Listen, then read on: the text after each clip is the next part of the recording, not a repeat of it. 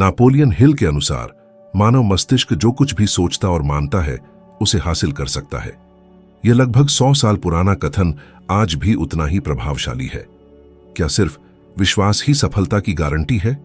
बहुतों को शक है, लेकिन यही शक परिवर्तन का कारण बनता है।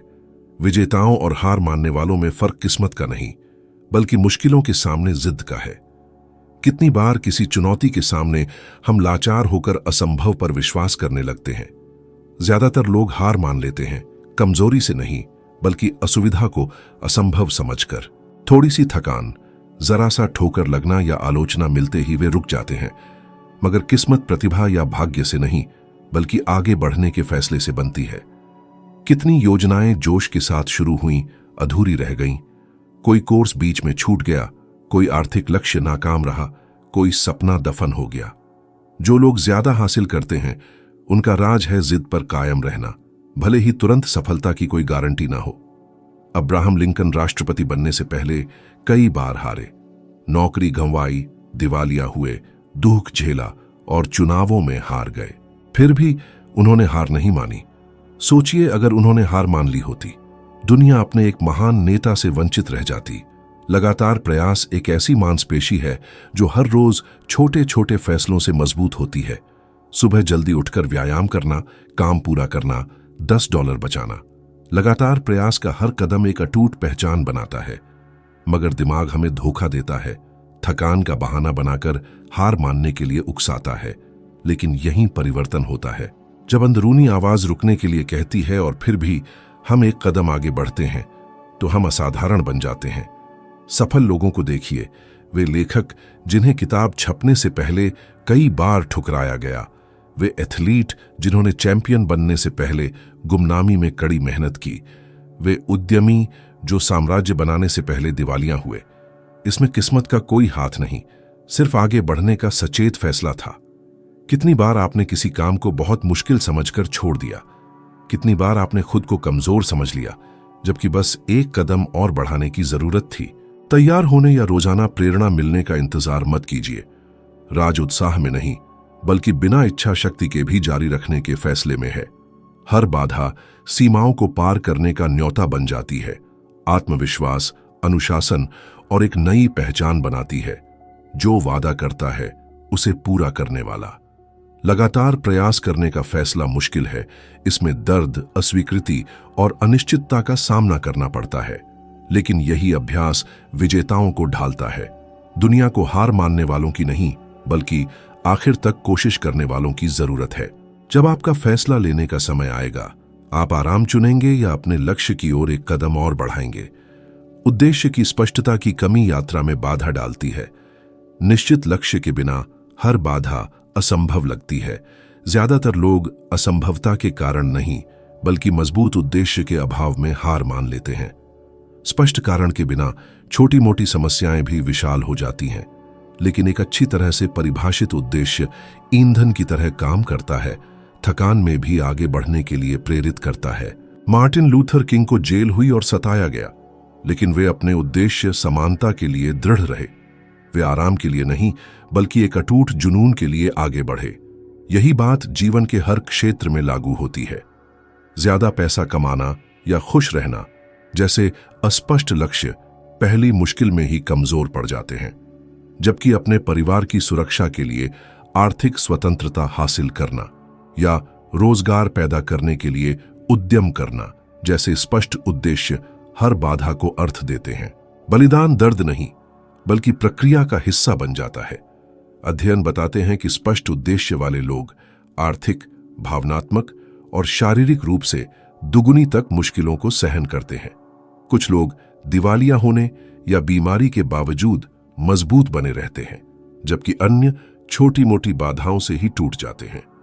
आपका अटूट उद्देश्य क्या है? नापोलियन हिल ने युवावस्था में ही लेखक के तौर पर लगभग हार मान ली थी, जब तक कि एंड्रयू कार्नेगी ने उन्हें उस समय के सबसे सफल लोगों का अध्ययन करने के लिए 20 साल समर्पित करने की चुनौती नहीं दी। हिल मना कर सकते थे, लेकिन उन्होंने एक बड़े उद्देश्य को देखकर स्वीकार कर लिया। इस फैसले ने उनकी और उनके द्वारा लिखी किताबों से प्रभावित लाखों लोगों की जिंदगी बदल दी। अपने उद्देश्य को एक स्पष्ट, सटीक वाक्य में लिखिए। कुछ ऐसा जो आपको छू जाए। इसे रोज पढ़िए, खासकर संदेह के पल में। इसे दिखने वाली जगह पर रखिए ताकि आपको याद रहे कि आपने क्यों शुरू किया था। प्रेरणा क्षणिक होती है, जैसे तिनके का आग। उद्देश्य एक लगातार जलती हुई ज्वाला है जो मुश्किलों के बीच भी आगे बढ़ने की इच्छा को बनाए रखती है। यह दर्द को प्रगति, अस्वीकृति को सीख और असफलता को सीढ़ी में बदल देता है। जो लोग आखिर तक पहुंचते हैं और जो हार मान लेते हैं, उनमें फर्क उद्देश्य की स्पष्टता में है। खुद से पूछिए कि आप क्या चाहते हैं और क्यों चाहते हैं। इस जवाब को संभाल कर रखिए, क्योंकि यह मुश्किल समय में आपका मार्गदर्शक और दुनिया के रुकने के लिए कहने पर आपकी ताकत होगी। बहुत से लोग सपने और लक्ष्य में फर्क नहीं करते। सपना एक प्रेरणादायक तस्वीर है, एक अस्पष्ट इच्छा। लक्ष्य इस सपने को वास्तविक और प्राप्त करने योग्य बनाता है। लक्ष्य के बिना सपने रोजाना की व्यस्तता में खो जाते हैं। बहुत से लोग साल के खत्म में यह महसूस करते हुए पाते हैं कि कुछ नहीं बदला, क्योंकि उन्होंने कभी इरादों को स्पष्ट प्रतिबद्धताओं में नहीं बदला। नापोलियन हिल ने लक्ष्य को समय सीमा वाला सपना बताया, और यही बात सफलता का सार है। स्पष्ट लक्ष्य निर्धारित करने का मतलब है भविष्य पर नियंत्रण करना, किस्मत पर निर्भर न रहना और सक्रिय रूप से अपना रास्ता बनाना। यह एक यात्रा की तरह है। एक अद्भुत गंतव्य का दृश्य आवश्यक है, लेकिन बिना योजना के समय और ऊर्जा बर्बाद होगी। आर्थिक क्षेत्र में बहुत से लोग धन की इच्छा रखते हैं, लेकिन कम ही लोग विशिष्ट लक्ष्य निर्धारित करते हैं। कितना जमा करना है, कितने समय में और कैसे। सोचिए कि 5 साल तक महीने के $100 बचाना। यह कम लग सकता है, लेकिन इस स्पष्टता से अनुशासन, निरंतरता और ठोस परिणाम मिलते हैं। ज्यादा बचत करना जैसी अस्पष्ट बात के विपरीत। यह तर्क जीवन के सभी क्षेत्रों में लागू होता है। एक लेखक जो एक किताब पूरी करना चाहता है, उसे रोज कितने पन्ने लिखने हैं यह तय करना होगा, भले ही केवल 2 ही क्यों न हो। एक छात्र जो एक महत्वपूर्ण परीक्षा में उत्तीर्ण होने का सपना देखता है, उसे सामग्री को साप्ताहिक लक्ष्यों में विभाजित करना होगा। एक बड़ी चुनौती को छोटी छोटी उपलब्धियों में बदलना होगा। मानव जाति की सबसे बड़ी उपलब्धियां इसी तर्क का पालन करती हैं। चांद पर पहुंचना एक छलांग में नहीं, बल्कि विशिष्ट लक्ष्यों, सावधानीपूर्वक गणनाओं और छोटी छोटी उपलब्धियों के संचय से हुआ। अध्ययन बताते हैं कि जो लोग अपने लक्ष्य लिखते हैं, उनमें उन्हें प्राप्त करने की संभावना उन लोगों की तुलना में 42% अधिक होती है जो उन्हें केवल अपने मन में रखते हैं। लिखना एक प्रतिबद्धता है जो विचार को सपनों के क्षेत्र से वास्तविकता में स्थानांतरित करता है। लक्ष्य को रोज पढ़ने से वह आपकी पहचान का हिस्सा बन जाता है, आपकी पसंद को ढालता है और आपके अनुशासन को मजबूत करता है। हिल ने न केवल बड़ा सपना देखने, बल्कि उन सपनों को समय सीमा, संख्याओं और ठोस कार्यों में जोड़ने की सलाह दी थी। इच्छा करना काफी नहीं है, संरचना बनाना जरूरी है। ये सोचने के बजाय कि 5 साल में आप कहां होंगे, ये पूछिए कि आज कौन सा अगला व्यावहारिक कदम उठाया जा सकता है। भविष्य इरादों से नहीं, बल्कि छोटे छोटे लक्ष्यों को पूरा करके बनता है। जो लोग करते हैं और जो सोचते हैं, उनमें फर्क यह है कि वे दृष्टि को स्पष्ट लक्ष्यों में बदल देते हैं। भले ही वे छोटे ही क्यों ना हो, एक मजबूत रास्ता बनाते हैं। यह किस्मत की बात नहीं है, बल्कि सपनों को व्यवस्थित करने की बात है। जीवन स्पष्ट इच्छाओं को नहीं, बल्कि हर सपने को एक स्पष्ट लक्ष्य और हर लक्ष्य को एक वास्तविक कदम में बदलने के अनुशासन को पुरस्कृत करता है। बहुत से लोग आलोचनाएं सुनकर हार मान लेते हैं, जो कहती हैं कि उनके सपने बहुत बड़े हैं। यह एक जाल है, बाहरी विचारों को पूर्ण सत्य मानना। जब आप साहसिक लक्ष्य साझा करते हैं, तो कोई कहेगा कि वे जोखिम भरे हैं, असंभव हैं, या आपको ज्यादा यथार्थवादी होना चाहिए। यह जरूरी नहीं कि बुराई हो, बल्कि अपनी क्षमता पर अविश्वास है। एक अनुमानित निराशा को रोकने की कोशिश, संदेह के बीज बोना।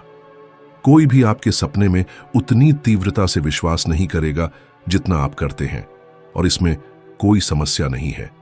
गैलीलियो अपनी दृष्टि के लिए निंदा और अपमानित किया गया, आज विज्ञान के एक दिग्गज के रूप में याद किया जाता है। आइंस्टाइन को भी उपहास का सामना करना पड़ा। उनके विचारों को शुरू में बेतुका माना गया, जो आधुनिक भौतिकी का आधार बन गए। आलोचना अक्सर दूसरों की सीमा को दर्शाती है। कितनी बार आप समर्थन न मिलने के कारण हार मान गए। शायद आपने यह सोचकर कोई व्यवसाय छोड़ दिया होगा कि बाजार संतृप्त है, यह सोचकर पढ़ाई छोड़ दी होगी कि किसी परीक्षा में उत्तीर्ण होना असंभव है, या यह सोचकर लिखना छोड़ दिया होगा कि कोई नहीं पढ़ेगा। आप कभी नहीं जान पाएंगे कि आप क्या हासिल कर सकते थे अगर आपने अपनी जिंदगी दूसरों के विचारों से चलने दिया होता। हिल, जिन्हें शुरू में एक भोले सपने देखने वाले के रूप में बुलाया गया था, ने हार नहीं मानी, लिखना और शोध करना जारी रखा। दशकों बाद उनकी किताब लाखों लोगों तक पहुंची, उनकी दृढ़ता की ताकत को साबित करते हुए। सोचिए, अगर वे पहली नकारात्मक टिप्पणी पर ही रुक गए होते। आलोचना हमेशा रहेगी। कमियां दिखाना, क्षमताओं पर संदेह करना या आपके प्रयासों पर हंसना। फर्क रचनात्मक और विनाशकारी आलोचना के बीच है। जो इसे छानता है उसे एक लाभ मिलता है, वह बाहरी शोर से खुद को स्थिर नहीं होने देता। कई बार शुरुआती हंसी उड़ाने वाले जब नतीजे सामने आते हैं तो यही लोग सबसे पहले पूछते हैं कि आपने यह कैसे किया, क्योंकि परिणाम किसी भी राय से ज्यादा जोर से बोलते हैं। दूसरों की उपेक्षा के बावजूद दृढ़ रहना साहस का प्रमाण है। जब आपको लगे कि आपका सपना पागलपन है, तो याद रखें कि बड़ी उपलब्धियां शुरू में असंभव लगती थीं। आलोचना आपकी क्षमता को परिभाषित नहीं करती, यह केवल दूसरों के नजरिए की सीमाओं को दिखाती है। क्या आप दूसरों की सीमाओं के अनुसार जिएंगे या यह जानने की हिम्मत करेंगे कि आप कहां तक पहुंच सकते हैं? जीवन एक सीधी रेखा नहीं है। अप्रत्याशित घटनाएं, गिरावट, गलतियां और आपके नियंत्रण से बाहर की स्थितियां हमेशा आती रहेंगी। बहुत से लोग हार मान लेते हैं, यह मानकर कि असफलता का मतलब अंत है। अंतर असफलता की व्याख्या में है, पूर्ण विराम या प्रक्रिया का हिस्सा।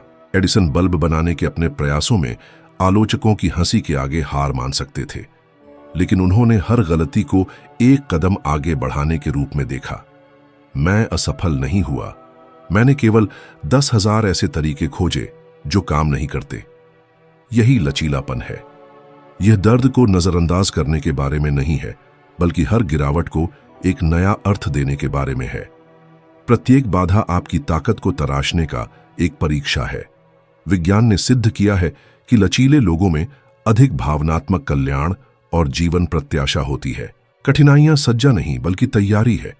असफलता स्थिर नहीं करती बल्कि मजबूत करती है। आप कितनी बार यह सोचकर हार मान चुके हैं कि कठिनाई यह संकेत देती है कि आपको आगे नहीं बढ़ना चाहिए? क्या यह जीवन आपको आने वाली जीत को सहन करने के लिए प्रशिक्षित नहीं कर रहा था? हिल ने अस्वीकृति और अविश्वास का सामना किया, लेकिन उन्होंने अपनी भाषा और तरीकों को अपनाते हुए, बाधाओं को सीखने में बदलते हुए हार नहीं मानी। अगर वे पहली आलोचनाओं के आगे रुक जाते तो उनके सबक लाखों लोगों तक नहीं पहुंचते। लचीलापन का मतलब दर्द महसूस न करना नहीं है, बल्कि उससे गुजरना और यह तय करना है कि उसका आखिरी शब्द नहीं होगा। यह समझना कि हर ठोकर में विकास का बीज होता है। किसी व्यवसाय में पैसा गंवाने का मतलब यह नहीं है कि आप उद्यमी बनने के लायक नहीं हैं। रणनीतियों को समायोजित करना, गलतियों से सीखना और अधिक बुद्धिमत्ता से फिर से प्रयास करना महत्वपूर्ण है। किसी रिश्ते में असफलता का मतलब यह नहीं है कि आप प्यार के लायक नहीं हैं, बल्कि यह है कि आपको अपने विकल्पों और पैटर्नों को बेहतर ढंग से समझने की आवश्यकता है ताकि कुछ और मजबूत बनाया जा सके। लचीलापन प्रशिक्षण है जो छोटा शुरू होता है। जब कुछ योजना के अनुसार नहीं होता है तो खुद से पूछें, मैं इससे क्या सीख सकता हूं? असफलता आपकी पुनर्निर्माण क्षमता को प्रकट करती है। गिरने के बाद रुकने से इनकार करने के साथ ही आप मजबूत होते जाते हैं, एक शक्तिशाली संदेश भेजते हैं, मैं सहन करने में सक्षम हूं। आप असफलता से डरना बंद कर देते हैं और उसे रास्ते का हिस्सा समझने लगते हैं। जीवन उन लोगों को पुरस्कृत करता है जो उठते हैं, न कि जो कभी गिरे ही नहीं। सबसे बड़ी लड़ाई आंतरिक होती है, मन में, जहां आवाजें आती हैं जो रुकने के लिए कहती हैं और आपकी क्षमता पर सवाल उठाती है। मन को वश में करना महत्वपूर्ण है। बहुत से लोग बाहरी तकनीकों पर ध्यान केंद्रित करते हैं, यह भूल जाते हैं कि परिवर्तन का इंजन विचारों के नियंत्रण में निवास करता है। मोहम्मद अली, मैं सबसे बड़ा हूं दोहराते हुए अपने मन को अपने अभी तक दिखाई न देने वाले संस्करण पर विश्वास करने के लिए प्रशिक्षित कर रहे थे। इस अटूट विश्वास ने उन्हें शारीरिक थकावट के क्षणों में सहारा दिया। वास्तविकता बदलने से पहले मन को विश्वास करने की जरूरत है। इस प्रशिक्षण के बिना कोई भी बाधा असहनीय लगती है। नेपोलियन हिल बिना पैसे या सहारे के एंड्रयू कार्नेगी की चुनौती को 20 वर्षों तक सबसे सफल पुरुषों का अध्ययन करने के लिए स्वीकार किया। उनके मानसिक विश्वास ने प्रतीत होने वाली असंभव दरवाजे खोल दिए, जिससे उन्हें हेनरी फोर्ड, थॉमस एडिसन और थियोडोर रूजवेल्ट का साक्षात्कार लेने का मौका मिला। दुनिया ने उन पर विश्वास करना तभी शुरू किया जब वह अपने मिशन में अटूट विश्वास रखते थे। आपका मन वही सुनता है जो आप कहते हैं। मैं नहीं कर सकता जैसे वाक्यांश सीमाएं बनाते हैं, जबकि मैं कर सकता हूं नए मानसिक मार्ग बनाते हैं, अनुशासन को मजबूत करते हैं। विज्ञान सिद्ध करता है कि बार बार विचार करने से तंत्रिका संबंध मजबूत होते हैं। सकारात्मक विश्वास अधिक वास्तविक हो जाते हैं। संदेह को बढ़ावा देने से हार मानने की संभावना बढ़ जाती है। आप अपने मन में कौन से बीज बोते हैं? उन बीते हुए पलों को याद करें जब आप बाधाओं को पार कर चुके थे। ये अनुभव आपकी क्षमता के ठोस प्रमाण हैं। वे आत्मविनाश के खिलाफ ढाल के रूप में काम करते हैं। मन पर नियंत्रण पाने का मतलब डर को खत्म करना नहीं है, बल्कि उसके बावजूद कार्य करना है। यह सभी उत्तरों के बिना भी एक दृढ़ रुख बनाए रखना है, ताकत के शब्दों को दोहराना और नकारात्मक माहौल और लोगों से दूर रहना है। आपका मन आपका सबसे बड़ा दुश्मन या सहयोगी हो सकता है। इसे जारी रखने के लिए प्रशिक्षित करें। इसे मुश्किल समय में भी अपना साथी बनाएं। जीवन उन लोगों को पुरस्कृत करता है जो अपने विचारों पर नियंत्रण रखते हैं और अपने सपनों को पूरा करने तक दृढ़ रहते हैं। जो कुछ भी कहा गया है, उसका उद्देश्य एक वास्तविक परिवर्तन है। अगर आप यहां तक पहुंच गए हैं, तो आपके पास एक आंतरिक शक्ति है जो अधिक चाहती है, जो समझौता नहीं करती है। इस शक्ति को रोजाना जागृत करें। रुके नहीं, इस यात्रा को जारी रखें। अगला कदम आपका इंतजार कर रहा है। स्क्रीन पर वीडियो देखें और अगले वीडियो में मुझसे मिलें।